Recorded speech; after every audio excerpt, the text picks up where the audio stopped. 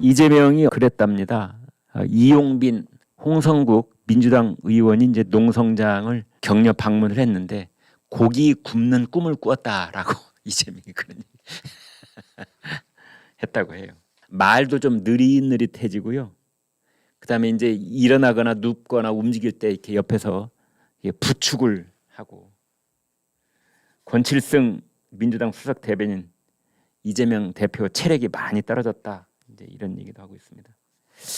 지금 국민의힘 쪽 사람이든 한덕수 총리 정부 쪽 인사든 그 누구도 이재명 단식 농성장에 찾아간 사람은 한 명도 없습니다. 이 시각 현재까지. 어떤 중립적인 위치에 있는 그런 사회, 문화, 종교계 인사도 찾아갔다는 뉴스 아직 나오지 않고 있는데요. 그것은 딱 이유가 하나입니다. 지금까지는 과거에 있었던 이런 정치인들의 단식 농성장에는 반대당 쪽 사람도 들어왔었어요. 우리가 첨예하게 부딪히고는 있지만 건강부터 챙기시오. 이러다가 몸 크게 상하면 안 되니 자, 우리하고 싸우더라도 일단 먹어가면서 싸웁시다. 이제 이렇게 와서 이제 이런 입장인데, 이번 이재명 단식의 큰 특징 중에 하나는 아무도 안 찾아간다는 겁니다. 이유가 뭡니까? 진정성이 없기 때문입니다. 쇼라고 보이기 때문에, 국민들의 대다수가 쇼라고 보이기 때문에. 단식 쇼. 밤 10시쯤 사라진다는, 밤 10시 이후 아침 9시인지 10시쯤 나타난다는 그 시각까지 12시간 동안 아무도 모르는 국회 내 어디 아무도 모르는 곳에 가서 12시간 있다 나온다는데 그때 뭐 하는지 알게 뭐람? 이러는 거거든요. 진정성 제로. 따라서 찾아가지 않은 겁니다. 찾아가려면 목숨을 걸어야 적어도 그런 것처럼 말이라도 그렇게 비춰져야 될 텐데, 여러분 기억나십니까? 그 이재명 테이블, 단식하는 테이블에 텀블러가 놓여 있었거든요. 따라서 그 텀블러 속에 도대체 뭐가 있느냐?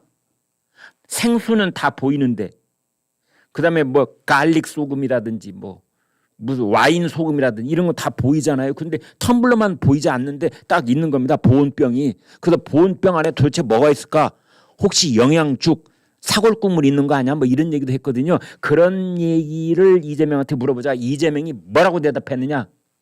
나보고 죽으라는 거야! 라고 했다는 거거든요. 이게 무슨 말입니까? 이재명 대표가 단식을 시작할 때 쓴 세 글자가 있습니다. 사즉생. 죽기로 달려들겠다라는 것이거든요.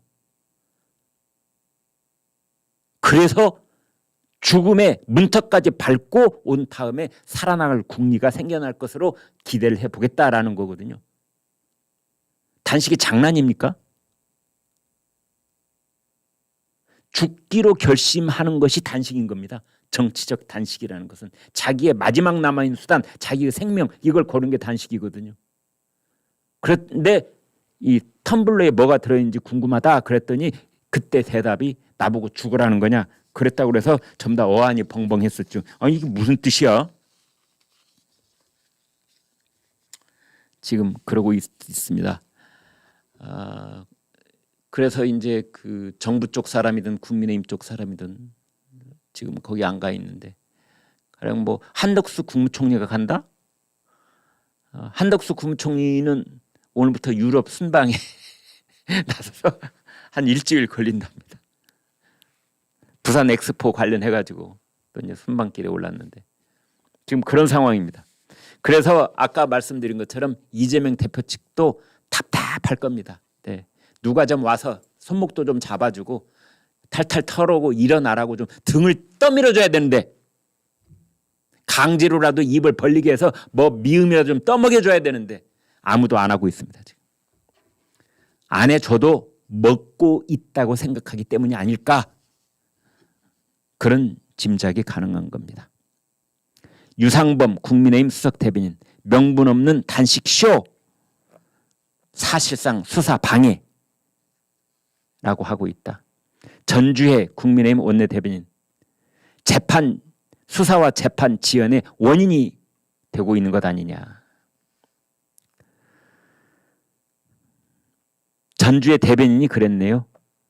차일 피일 미루다가 단식을 핑계로 몸져 누워서 앰뷸런스 타고 병원에 입원해서 영장 청구 막아보겠다는 심산 아닌가. 지금 그런 얘기가 나오고 있는 겁니다. 이러다가 내일 모레 언제쯤 드디어 이제 삐꼬 구급차 와가지고 구급차에 실려서 여의도에 있는 성모병원 뭐 가까운 데 있는 병원 어디로 이제 쫙 간 다음에 거기서 몸져 누워버리는 거죠. 병원에서. 이제 병원에 누워서 단식. 그럼 체포 동의안이 그 사이에 국회로 넘어온다고 했을 때 더불어민주당 사람들이 가결 찬성표를 던질 수 있겠느냐.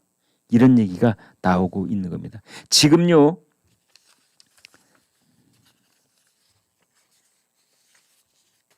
지금 비명계 쪽에서는 갑자기 당혹스러워하고 있습니다. 비명계 쪽에서는. 친명계 말고 비명계 쪽에서는. 비명계 쪽에서는 플랜 B까지 지금 만들어 놓을 그런 상황이거든요. 이재명이 체포 동의안이 국회로 넘어와서 이게 가결이 되면 그리고 법원의 영장실질심사에서 체포영장 발부, 증거인멸이 우려가 있다. 이화영을 자꾸 만나서 회유하고 이런 정황이 보인다. 라고 인정을 해버리면은 이재명은 감옥에 들어가잖아요. 그러면 더불어민주당은 비상대책위원회를 꾸리지 않을 수 없는 상황이 올 것이고 그때 비상대책위원회를 누가 주도권을 갖고 꾸리느냐 이거를 미리 대비하기 위해서 비명계 쪽에서는 거기에 대한 플랜을 만들어 놓고 있었을 텐데 갑자기 이재명이 들어 누워서 이제 병원에 들어 누워서 단식을 이어가게 되면 체포 동의안이 넘어온들 이게 가결된다는 보장이 있겠느냐. 이제 이런 생각이 비명계 쪽에는 있는 겁니다. 또 하나는 지금 친명계 쪽에서는 이런 얘기가 나오고 있습니다.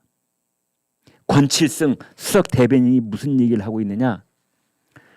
추악한 정치 수사를 하고 있다. 비열한 정치 사냥을 하고 있다. 이런 얘기를 자꾸 하고 있거든요. 이게 다 전략적으로 쓰는 표현입니다. 뭐냐? 지금 여러분 더불어민주당은 이렇게 되어 있습니다. 더불어민주당은 지난번에 의총에서 의결을 했는데 영장이 넘어오면 체포 동의안이 국회로 넘어오면 기본적으로는 여기에 찬성한다.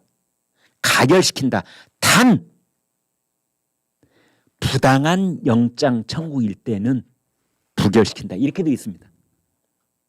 자, 그러면 어떤 것이 정당한 영장이고 어떤 것이 부당한 영장이냐? 코에 걸면 코걸이, 귀에 걸면 귀걸이가 돼버리는 겁니다. 따라서 지금 권칠승 수석 대변인이 자꾸만 추악하다, 비열하다, 검찰이 그런 사냥을 벌이고 있다라는 용어를 쓰는 이유는 뭐냐? 검찰이 설사 구속영장을 청구를 하고 체포 동의안이 넘어오더라도 그 영장은 부당한 영장이다 라는 프레임을 지금 짜고 있는 겁니다. 따라서 부결시켜야 된다.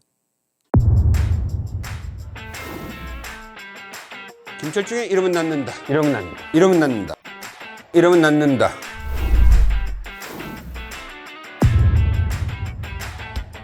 (24시간) 연석혈당 측정이 가능해지면서 어마어마한 새로운 세상이 열리기 시작한 거잖아요. 저희가 서울 알고리즘이라고 서울이라는 이름을 붙여가지고서 이제 별명을 만드는 건데요. 당뇨병의 치료 엄청나게 효과 좋은 약들이 막 나왔잖아요. 그래서 체중과 혈당을 다 잡을 수 있는 거죠. 단독 투여만으로도 이거 엄청난 약이네 그러면. 그렇죠. 소변으로는 당이 프로는 얼마나 빠져나갈 것 같으세요? 하루에? 이거는 신장한테 물어봐야 될 것 같은데. 안 빠집니다. 당뇨라면 혈당 관리를 위해서 본인이 하는 건 뭔가요?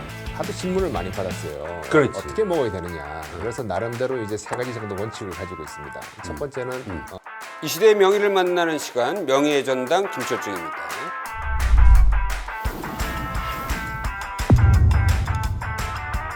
스텐트 시술이 수십만 건이 이루어지고 있는데 이걸 국내에서 최초로 하신 거죠.